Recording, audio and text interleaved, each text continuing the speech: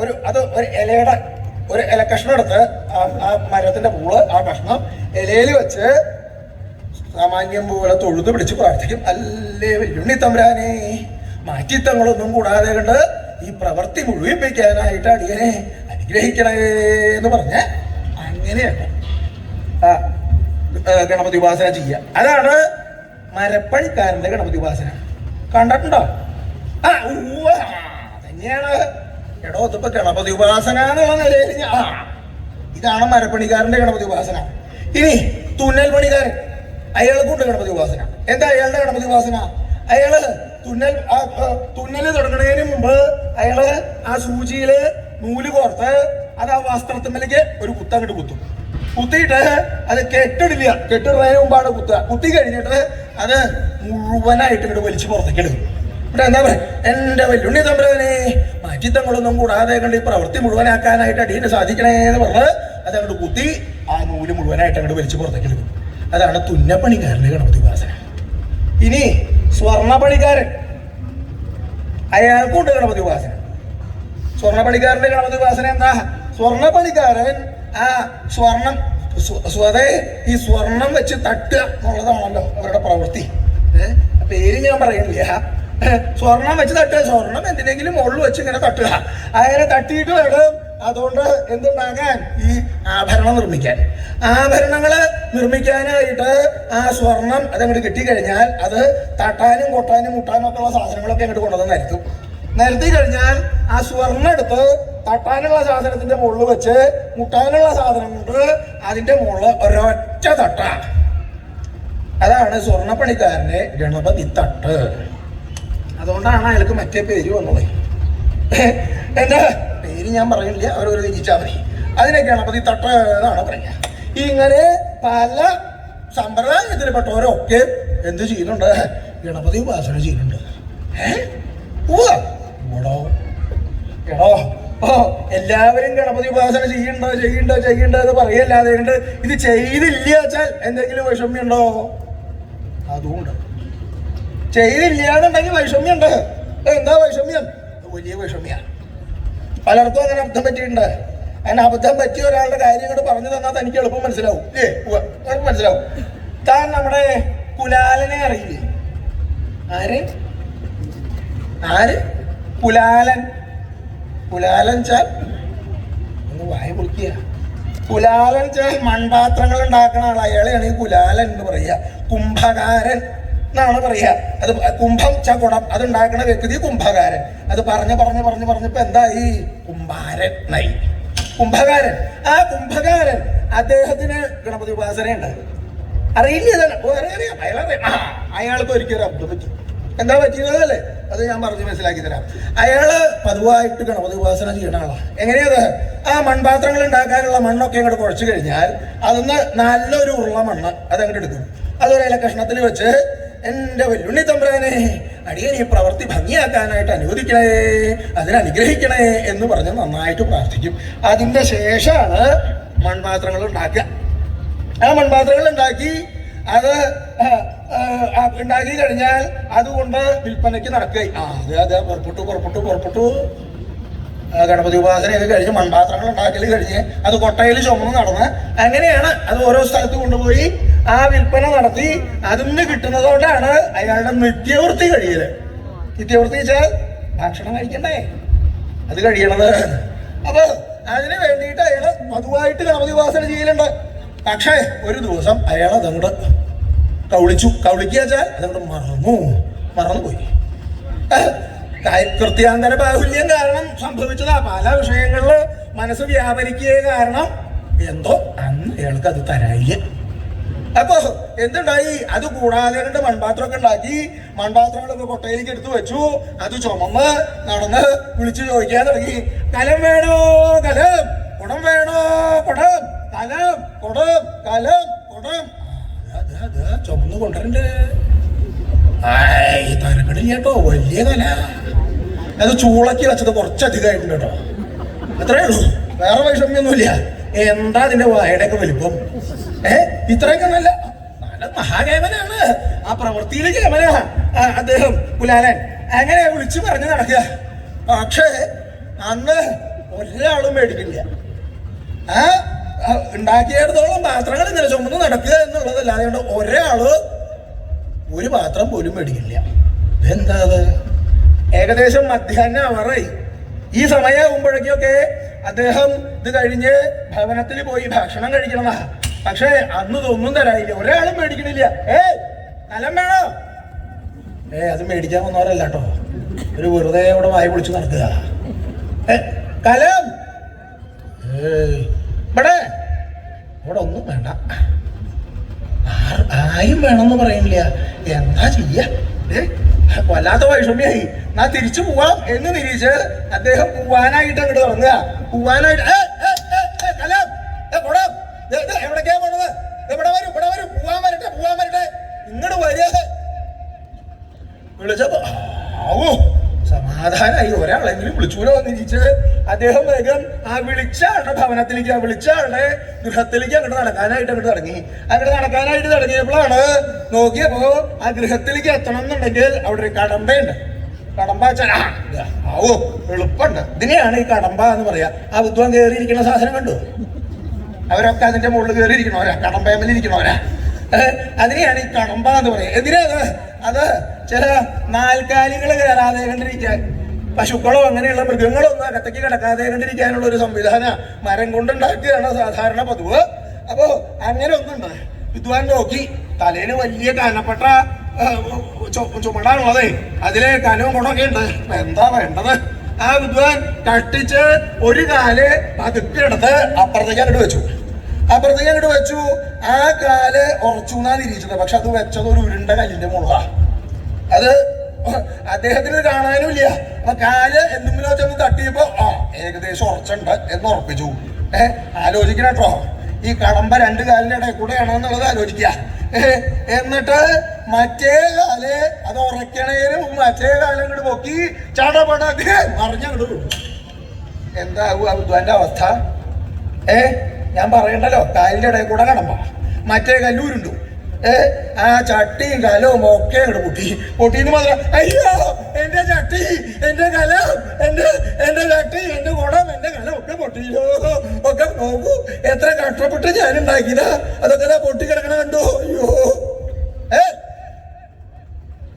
എന്താ ഇവിടെ കിടന്ന് ശബ്ദം ഉണ്ടാക്കണത്? എന്താ ശബ്ദം ഉണ്ടാക്കണത്? എന്താ ശബ്ദം ഉണ്ടാക്കണത് ചോദിച്ചാൽ എന്റെ കാലം, എന്റെ കുടം ഒക്കെ പൊട്ടി, കുടം ഒക്കെ പൊട്ടി. നോക്കി നടക്കണ്ടേ? ഇവിടെ കിടന്ന് ഇനി ശബ്ദം ഉണ്ടാക്കിയിട്ട് കാര്യമില്ല. ശ്രദ്ധിക്കണം, ശ്രദ്ധിക്കാതെ കണ്ട് പറ്റിയതല്ലേ. അതെ, ഒരു കാര്യമുണ്ട്. എവിടേക്കാ പോണത്? പോവാൻ പറ്റേ, പോവാൻ പറ്റേ, ആയിട്ടില്ല. അതെ, ഇവിടെ ഇതൊക്കെ പൊട്ടി കിടക്കണ്ട. ഈ പൊട്ടി കിടക്കുന്ന കഷ്ണങ്ങളൊക്കെ ഇവിടെ നിർത്ത്, ഇവിടെ വൃത്തിയാക്കി കണ്ടേ പോകാൻ പറ്റൂ. നല്ല ഭാഗമില്ലേ? ഉണ്ടായിരുന്നോടത്തോളം ഒക്കെ നശിച്ചു എന്ന് മാത്രമല്ല, ഇനി വേറൊരു വിദ്വാന്റെ ഭവനത്തിന്റെ മുമ്പിൽ വൃത്തിയാക്കലും കൂടി വേണം. നോക്കി ഏതായാലും നിവൃത്തിയില്ലല്ലോ. വേഗം മനസ്സിൽ നല്ല എണ്ണുണ്ടായ ആ കഷ്ണങ്ങളെ, പൊട്ടിയ കഷ്ണങ്ങളൊക്കെ പറക്കി കളഞ്ഞ് നേരെ അവിടെ വൃത്തിയാക്കി, കഷ്ടിച്ച് ഒരു വിധം വൃത്തിയാക്കി. വൃത്തിയാക്കിയോ? മതി മതി മതി. എന്തൊക്കെയോ ചിലത് അവിടെ കിടക്കണ്ട, എന്തെങ്കിലും അവിടെ. നീ പൊക്കോളൂ. ഈ ഒഴിഞ്ഞ കൊട്ടയും തൂക്കിയിട്ട് വരുന്നുണ്ട്. നോക്കുമ്പോഴാണ് അദ്ദേഹത്തിന്റെ പത്നി അവിടെ ഉണ്ട്. കൈ വീശിയിട്ടാണല്ലോ വരുന്നത്, കൈ പിന്നിൽ കെട്ടിയിട്ടാ വരുന്നത്. അതെ, ഒക്കെ ചെലവായി. ഒന്ന് എവിടക്കാ നോക്കണത്? ഇങ്ങോട്ട് നോക്കൂ. ഒക്കെ ചെലവാ, കൈയുടെ പിന്നിലേക്ക് കെട്ടിയിട്ടാണ് വരുന്നത്. ഒക്കെ ചെലവായോ? ഒക്കെ ചെലവായോ? ഇനി ഇതിലധികം ചെലവാകാനൊന്നുമില്ല. കൊട്ടയൊക്കെ അവിടെ പൂല് കഴിഞ്ഞിരിക്കണു, അതിന് ഉപയോഗിക്കാൻ പറ്റില്ല. അതുപോലെ കൊട്ടയെടുക്കാൻ വിറ്റിട്ടുള്ള വരവാ. അതും കൊടുത്തു. ലാഭത്തിന് പലരും ചോദിച്ചു വെച്ചിട്ടുണ്ടെങ്കിൽ കൊടുത്തിട്ടുണ്ടാവുമായിരിക്കാം. അല്ലെങ്കിൽ ചിലപ്പോ ചിലര് വേണ്ടിയോണ്ട് ചോദിക്കും. കുലാലൻ തരക്കടില്ല, തന്നെ അതങ്ങോട്ട് തന്നു, ആ കൊട്ട ഇങ്ങോട്ട് തരൂ എന്ന് പറഞ്ഞാൽ ചിലപ്പോ കൊടുത്തു. എന്തെങ്കിലും അവിടെ സമ്പാദ്യം എത്ര ഉണ്ടായി സമ്പാദ്യം?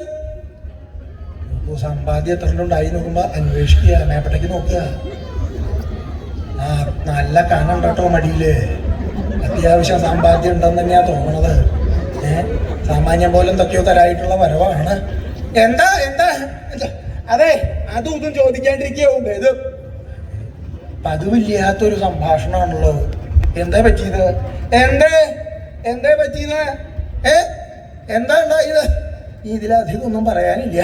കൊണ്ടുവരുന്നിടത്തോളമൊക്കെ അത് അങ്ങോട്ട് നശിക്കേണ്ടായത് കാര്യങ്ങളൊക്കെ പറഞ്ഞു. അയ്യോ കഷ്ടായില്ലോ.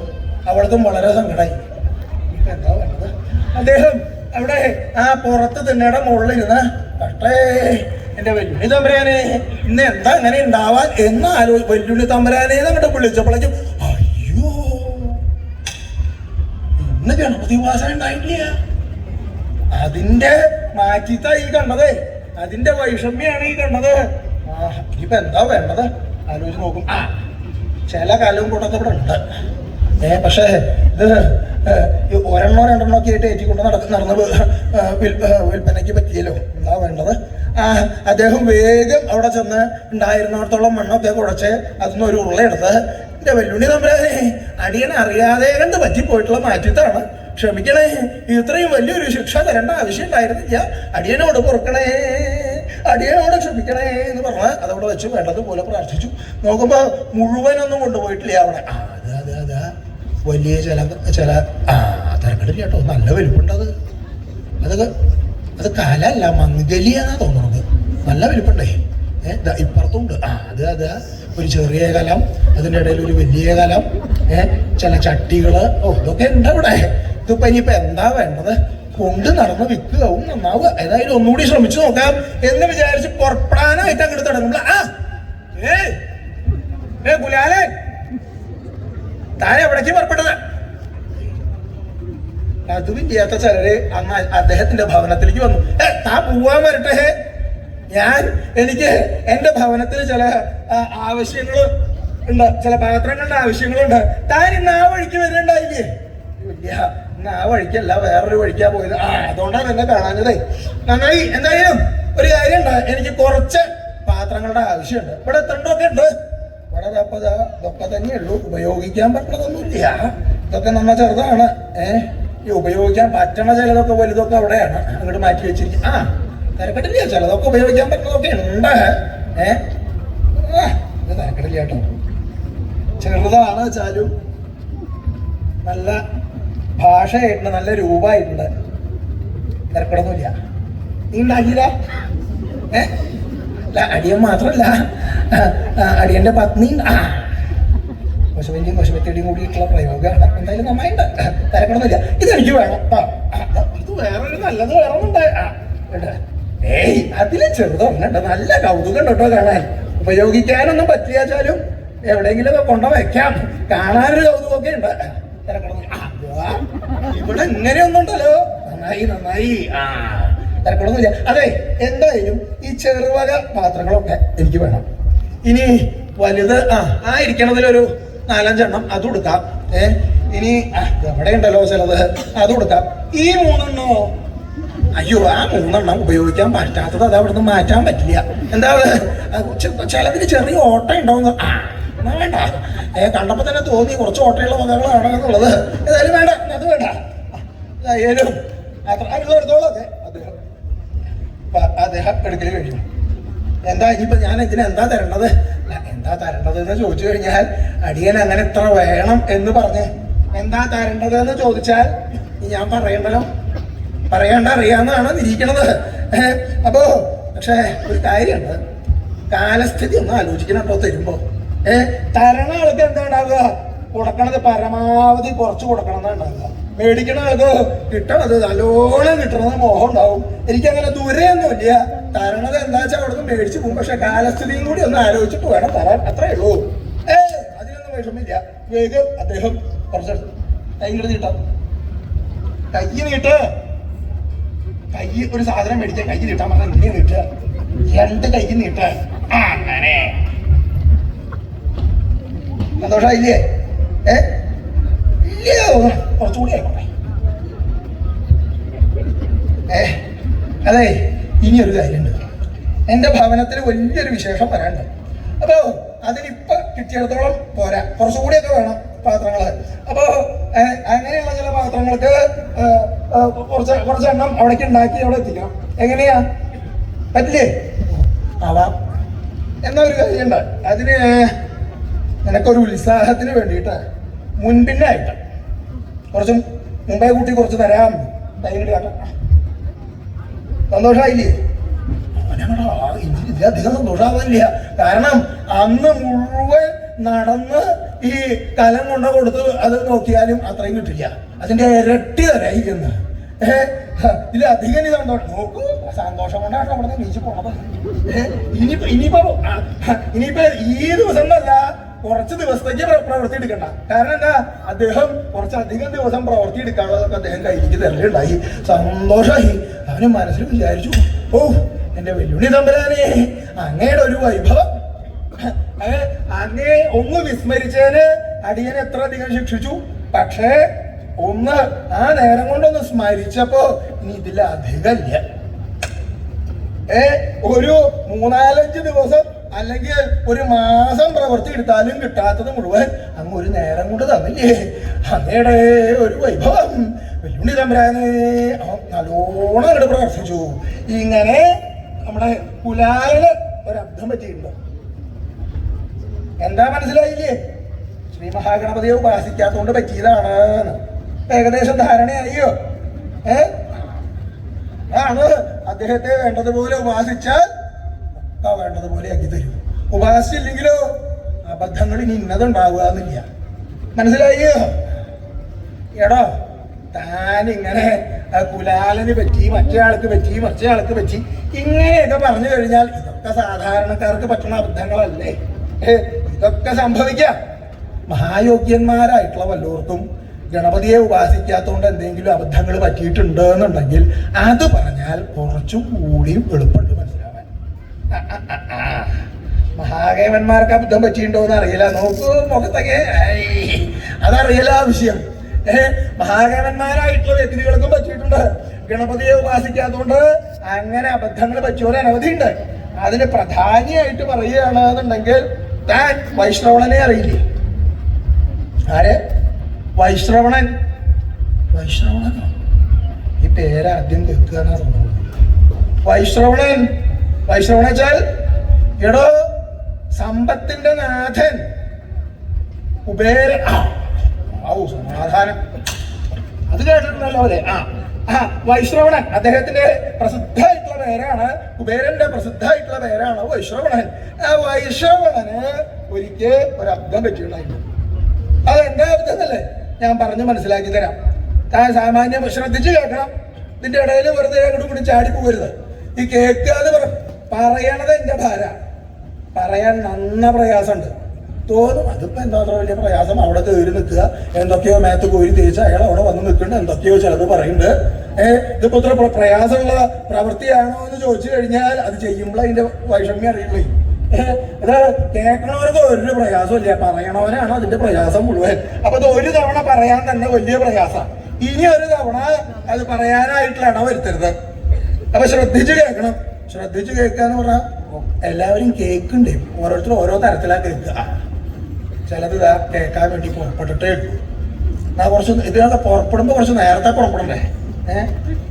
അങ്ങനെയുണ്ട് ചിലത്. ഇതൊക്കെ പിന്നെ കേൾക്കണോ കേൾക്കണ്ടേന്ന് നിരീച്ചിട്ട് ഇവിടെ വന്ന് പെട്ടൂലോ, അതുകൊണ്ട് കുറച്ച് കേട്ട് കളയാം എന്ന് നിരീച്ച് നിൽക്കണതുണ്ട്. ചിലത് അതല്ല. ചിലതെന്താ, ചിലത് കേൾക്കാനായിട്ട് മുമ്പിൽ വന്നിരിക്കണ്ടോ, തുടക്കം മുതൽ ഒടുക്കം വരെ. എടോ എന്താ കേട്ടത്? ഞാൻ ഒന്നും കേട്ടില്ല കേട്ടോ. പിന്നെ താനവിടെ മുമ്പിൽ പോയിരുന്നൂലോ? മുമ്പിൽ പോയിരുന്നു. എന്താ കേട്ടത്? ഒന്നും കേട്ടില്ല. കാരണം എന്താ, അത് കണ്ണന്നെ ഉണ്ടാവുള്ളേ, മനസ്സുകൊണ്ടൊന്നുമില്ല. അങ്ങനെയുള്ളതുണ്ട്. ചിലത് കേൾക്കാനോ എന്നൊക്കെ പറഞ്ഞു വന്നിരിക്കും, എന്നിട്ടോ അവിടെ മുമ്പിൽ വന്നു കൂടി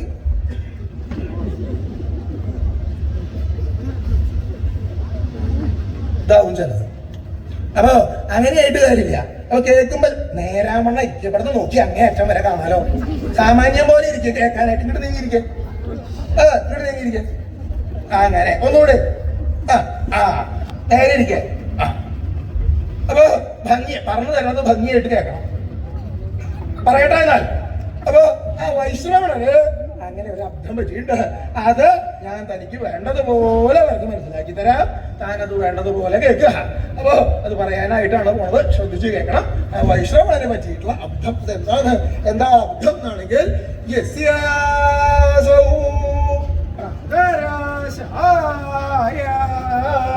ധനേശോപീന ശക്നുയാൽ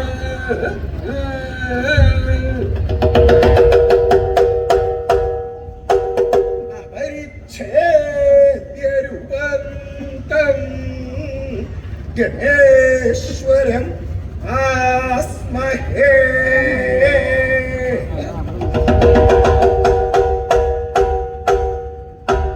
യസ്യ പ്രാതരാശായ അസൗ ധനേശ അപി ന ശക്നുയാൽ.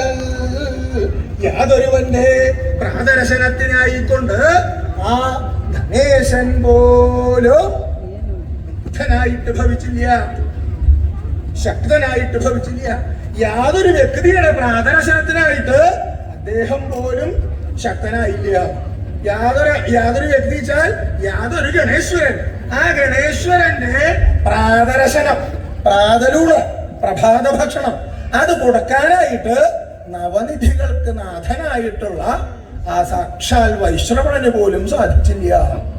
ശ്രീ മഹാഗണപതിക്ക് ഒരു നേരത്തെ ഭക്ഷണം കൊടുക്കാൻ സമ്പത്തിന്റെ നാഥനായിട്ടുള്ള വൈശ്രവണന് സാധിച്ചില്ല.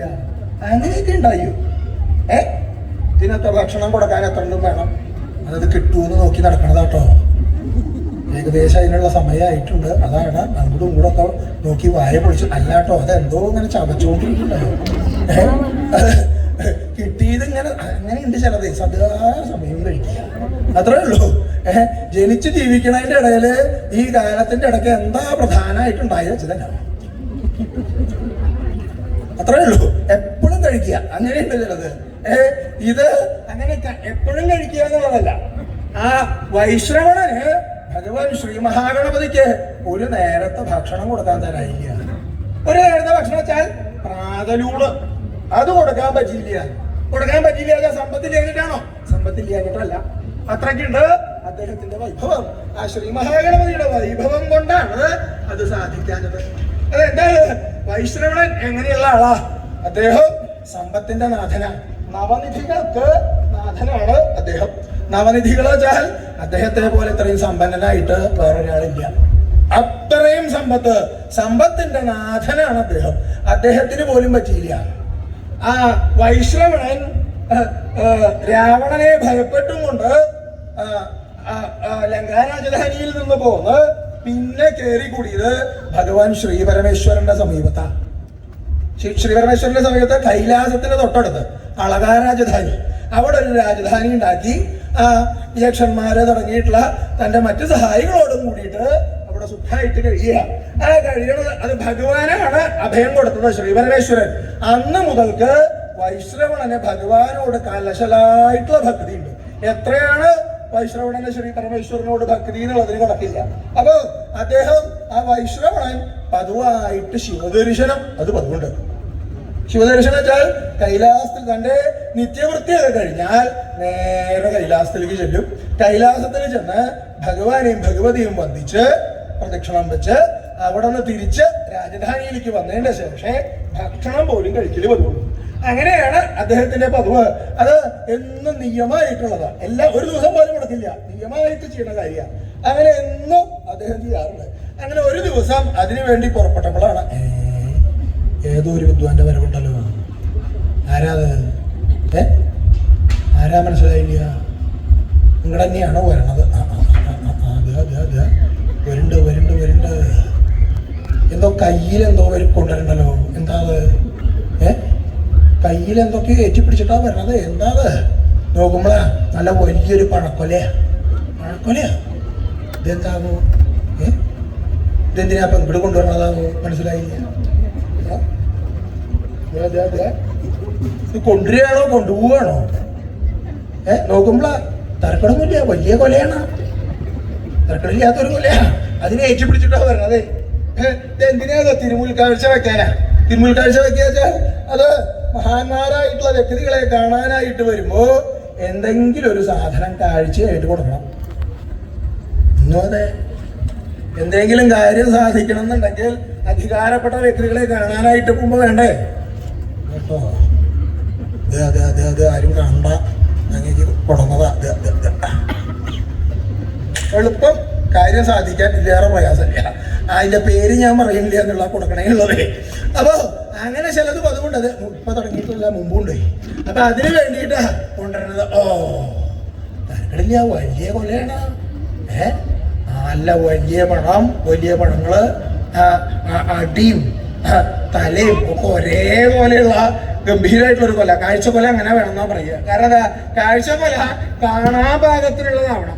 അല്ലാതെ കണ്ടില്ലേ, അയ്യോ ഇത്ര സൃഷ്ടിച്ച പഴമൊക്കെ എങ്ങനെയാ? കാരണം അതിൽ പഴം ഉണ്ടോ ഇല്ല.